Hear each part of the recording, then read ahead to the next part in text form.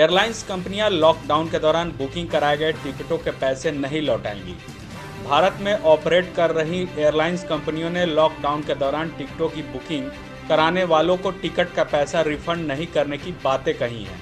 अब तक 24 मार्च से 14 अप्रैल तक की अवधि में बुक किए गए टिकटों की राशि लौटाने की बजाय एयरलाइंस कंपनियों ने ग्राहकों को बदली तिथियों पर टिकट बुक कराने का ऑफर दिया है।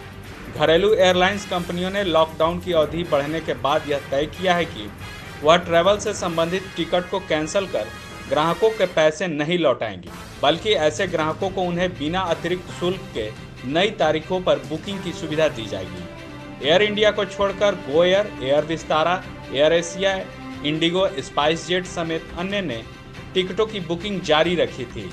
गो एयर ने प्रोजेक्ट योर पीएनआर योजना को 30 अप्रैल तक बढ़ाया था। वहीं एयर विस्तारा ने कहा है कि हम सार्वजनिक पाबंदी बढ़ने की अवधि से प्रभावित टिकटों की बुकिंग रद्द करने की प्रक्रिया में है।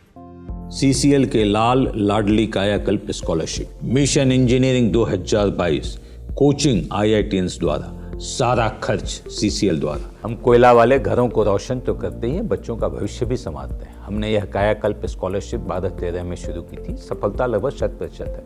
बच्चे अप्लाई करें, कम से कम इंजीनियर अवश्य बने और एक अच्छा इंसान बने। विस्तृत जानकारी के लिए चेक करें हमारा वेबसाइट www.cclkelalandladli.in।